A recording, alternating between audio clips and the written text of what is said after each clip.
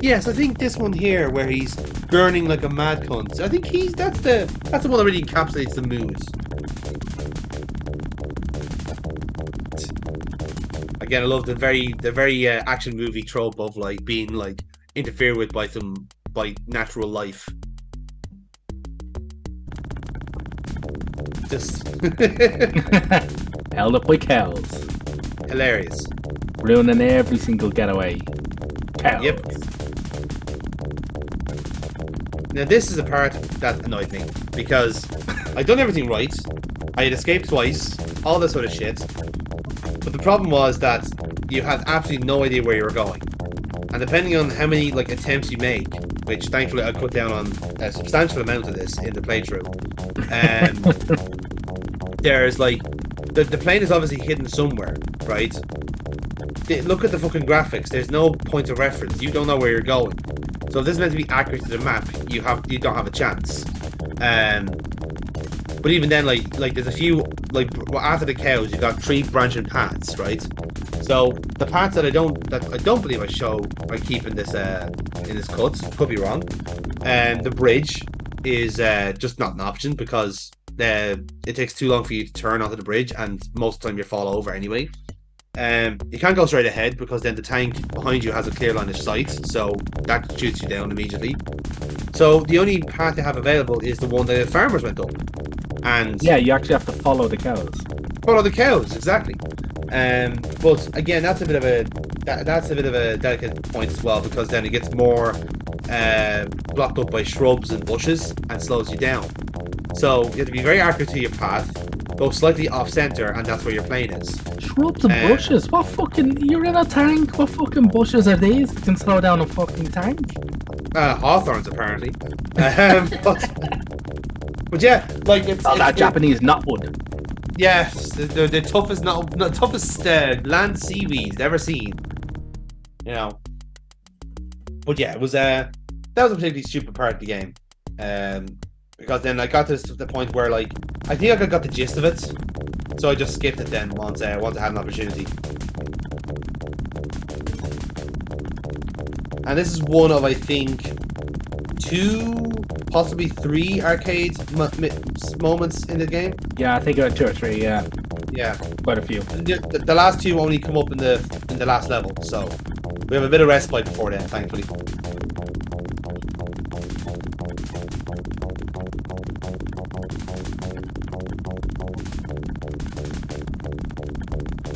So you can see there, just like the path just ends, like just right in front of you. It's like, what the fuck?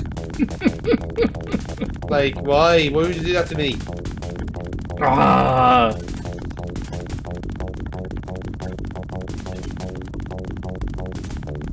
Like at the title in the replay block, the box is "I'm frustrated." Yeah, again, the game knows that this section is bad. That's why I find it hilarious. Is that like this era of games are so imperfect and you and yourself shabby. know that this is subpar shit. Yes, but we're still going to put it out anyway, and we're going to mitigate the damage. We're going to essentially cushion the blow, which I think is it's really charming in a way. Like it's honest, you know. Like, could you imagine a game like a modern release now doing this? Like acknowledging that their work was shoddy, and they make it up to you, you know. Like fucking BioWare had to have their arm twisted to fucking get a proper ending for Mass Effect 3. Mm-hmm. You know, because heaven forbid that they got anything fucking wrong in that game. Every Assassin's Creed game is like literally broken on arrival, and Ubisoft like fucking gaslight people into thinking that it is actually fine.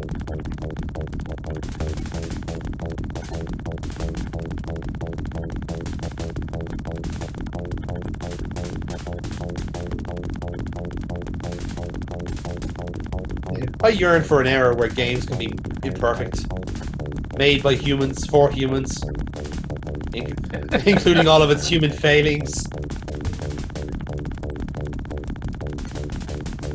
This is gaming culture, folks. Being in a giant tank, being blocked by cows. Yeah, having to stop your high-speed escape from a tank-wielding militia with a dying person in the back of the tank going, no, sorry, you stop these cows. Fuck the cows.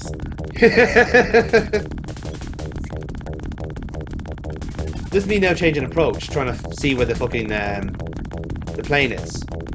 So if it's not in the shrubbery, perhaps it's around the shrubbery.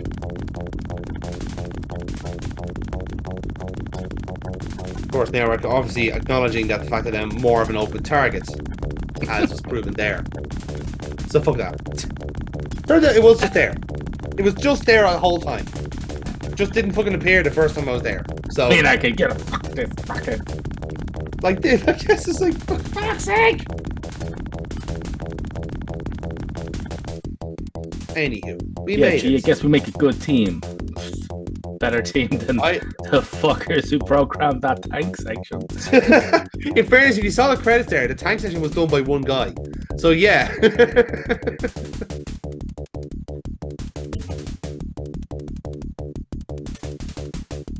Owns my own hospital. Son, I am the hospital. Now what seems to be the problem? Your problem here seems to be that you don't have enough money. Come back to me when you're a millionaire. Next.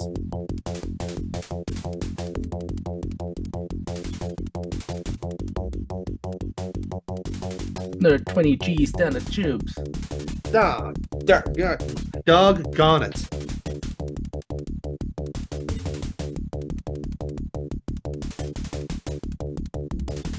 So you have another location now.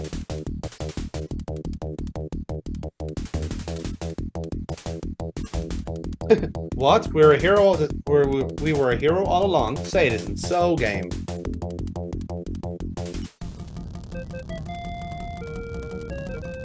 So now we're moving on to level 3 in Kathmandu in Nepal.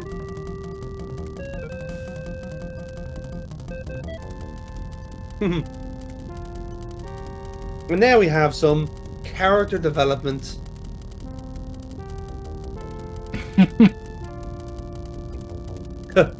I like that, like Lomax, or not Lomax, Lucky is flying the plane here. And he's having this kind of pensive moment of reflection. Kate is dying of poisoning, and she is just going, ah! Tree, just this Does look disparaging like a mood, still from Airplane. doesn't it? It actually looks like he looks like the inflatable pilots, like. Leslie Nielsen's gonna pop in going, hello, I'm the main villain of this game, and I want to wish you all good luck. We're all counting on you. Leslie Nielsen, who are you? How did you get in here? I'm a locksmith, and I'm a locksmith. Locksmith. Cigarettes? Yes, I know. Well.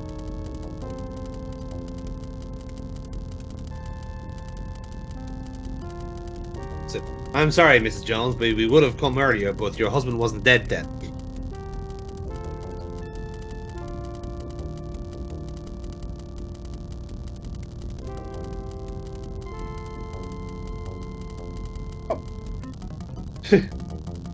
Not only is Lucky having to fly this plane in turbulent conditions, but he also has a massive erection.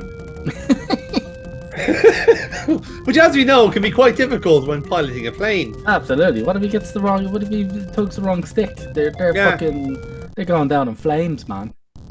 In flames and jizz. Now we're gonna crash. Yes, of course. I mean, it's a game about flying around the river. Of course we're going to crash. This suits the narrative. What better way to start Act 2 of this movie/game than by crashing in Nepal?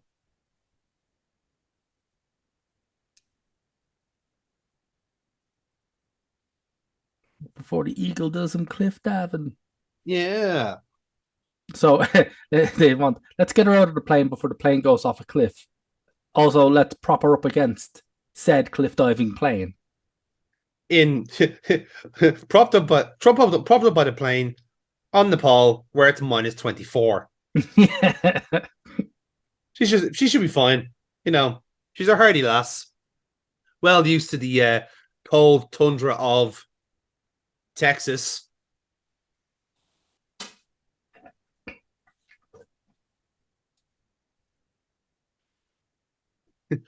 I love that Chi just like doesn't want to explain his like healing techniques when it's probably just a lot of fucking drugs. Tremendous amount of crack. Essentially, like he has two healing pouches, and I'm convinced that both of them are opiates. All of the opiates. All of the time. Blended them together. You get a real balanced, incredible high. I don't know what's in it, but there's a girl called Poppy who gave them to me. So, you tell me.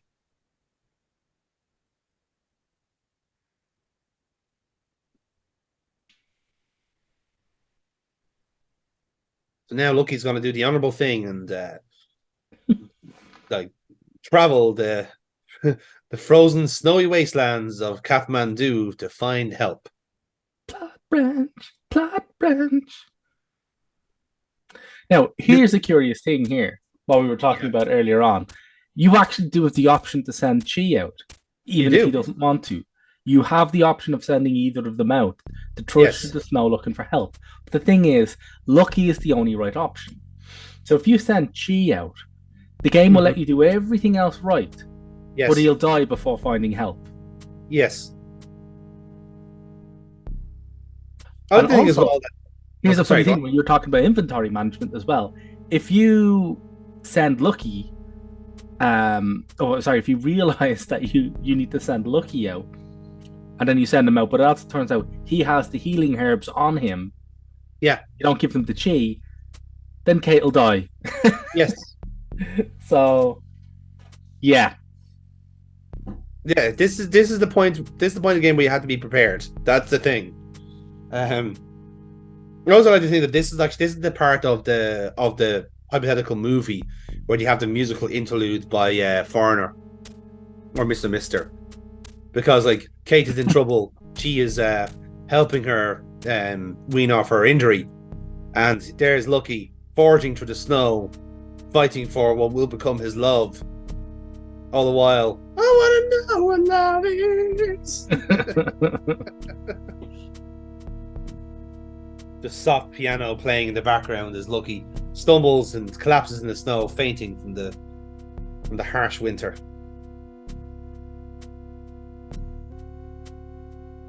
It's heart wrenching, really. Really is. Oh, that feels good. Yeah, no shit, love. It's morphine. Of course, it feels fucking good. Laced with a special oil ingredient I call LSD. You're speedballing. Interesting. Brave strategy for being on the top of a cliff, Neil.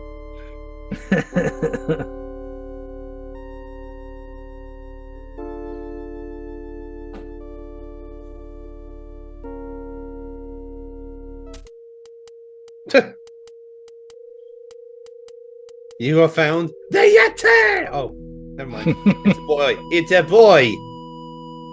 Just wandering around the mountains. Yes.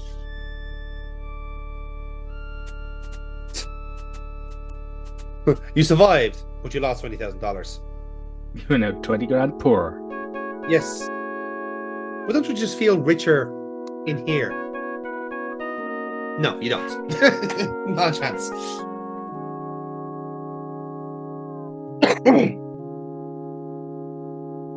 Say hello. Grab a bit of heat out there then.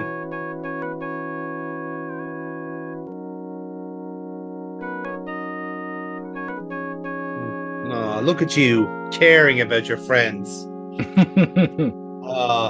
you smell that, Neil? Smells like character development. Aww. And I fucking hate it. Character development in my Sierra game? Well, I never. Quit, uninstall, delete. Burn the studio to the ground. -2 out of 10 character development. No, man.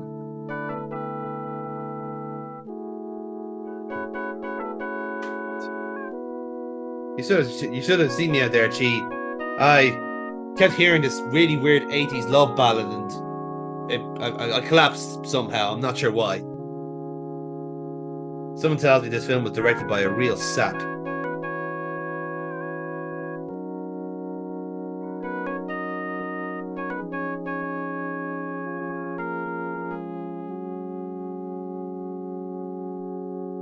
Some sort of creature from the snow. Some sort of snow creature.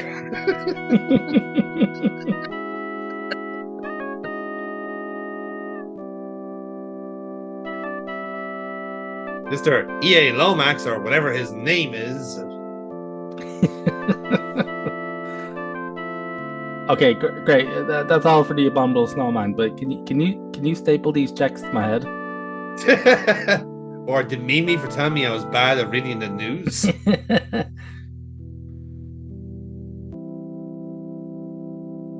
Thank you, narrator, for filling in the blanks for us.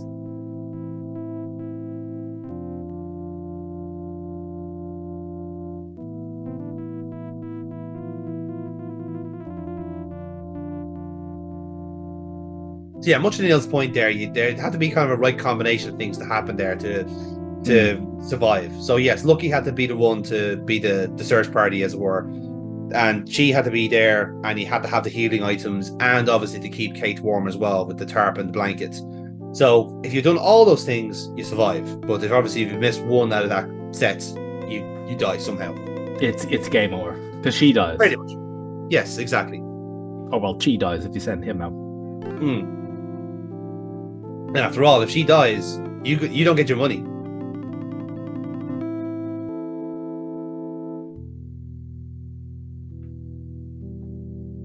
As you see, Emma and Lucky are getting on really, really well. And traditional adversarial relationship that all rescue people have with each other.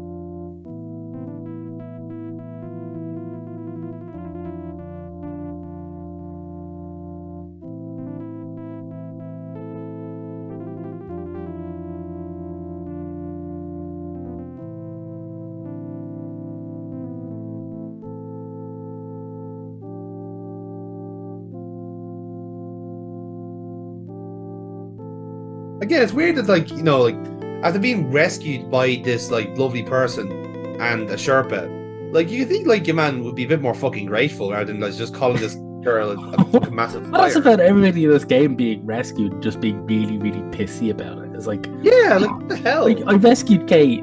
She's like, put me down. Who the hell are you guys? It's like, you fucking give a shit. I shot 2 snakes. All right, granted, one of the bitches. Sorry about that. And I'm about to fucking load your dumb ass into a tank and fucking barrel our way out of here. What are you fucking saying? Put me down. What? You're gonna run? You just been bitten by a fucking snake.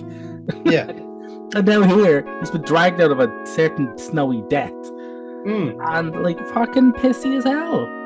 He's pissy because he didn't rescue himself. That's all this is. Like, he is that generation of man who would rather die in the cold than be saved by a middle-aged woman. Like,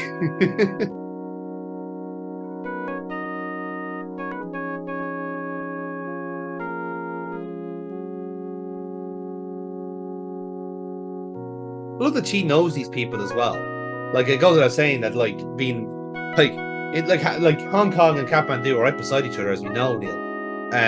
But I have a bit of headcanon that she likes to go here in the summer holidays, just somewhere nice and cold to toughen himself up, Comes in for the traditional Nepalese barbecue that they have every year, The Dali Flama, as they call it.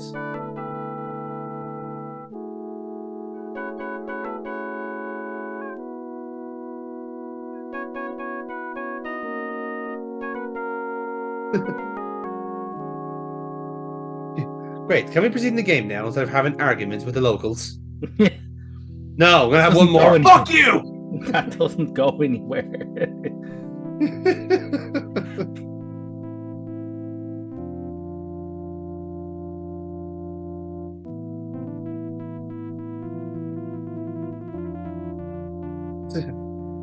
Oh, I'll tell you, if I have to get involved, oh Jesus, you're gonna get such a bollocking.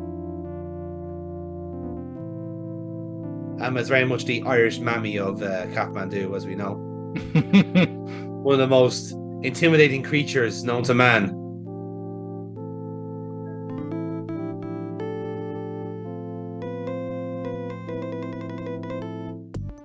There you go. Welcome to the Kathmandu.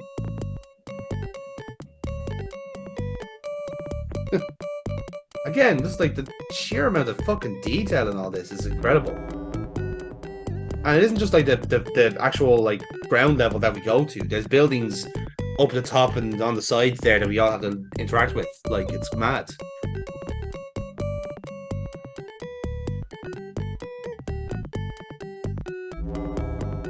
Alright, so we're halfway up a mountain and we need to find petrol. Exactly. Petrol, and we need to... Well, a couple of things. We need to send a telegram off to Lomax to say that his Kate is absolutely fine. And Amma also tells us to go meet the llama. Which is exactly who you think it is.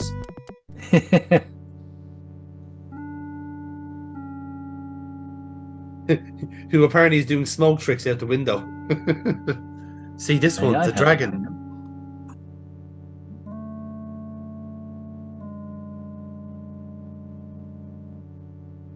I'd like a llama to ride, yes.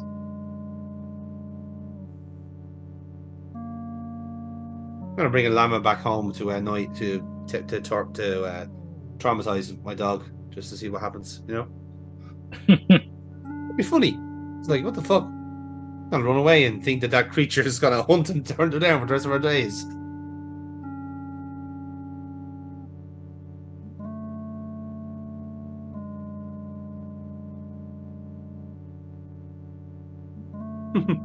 Did that llama being a brainy guy? Yeah, he is he's a brainy guy, yeah.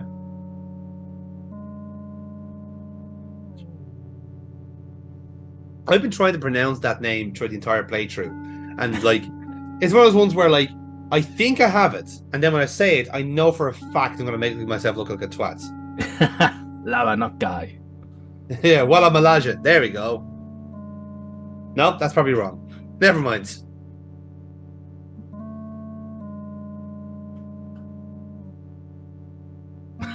No. No.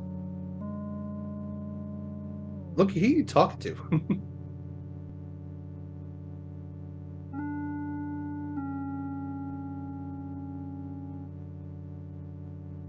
The pigeon froze on his way back home.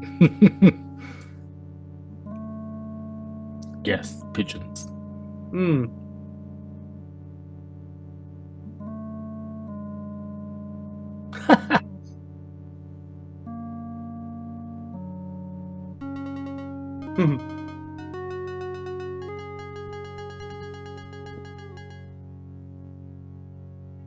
So there you go.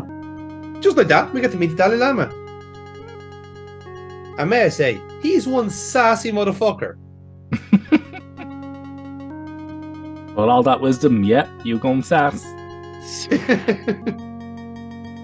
Because like I said, what we are basically also knows doing our is names as well. He does. He hears everything from his tower. Like, what's even funnier is that like what happened? This is an exchange here, basically, where like we're again being ourselves and very American as a result. And the Dalai Lama is just basically going like, sure.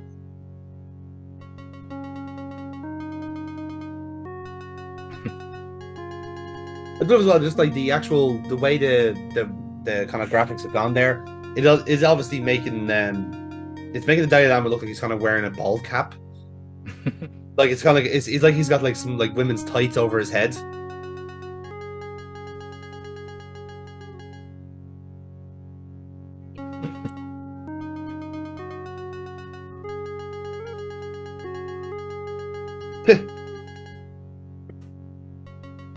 So yeah, he literally just asks. He just ignores us.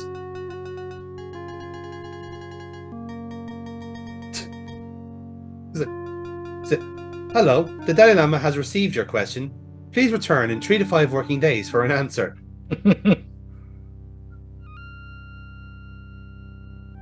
Okay, now we have our hurry on because there's a storm brewing.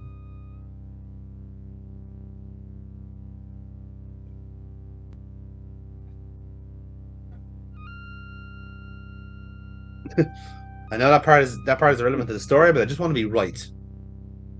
I just wanted to sound like I was paying attention. I want to prove that I'm good at things.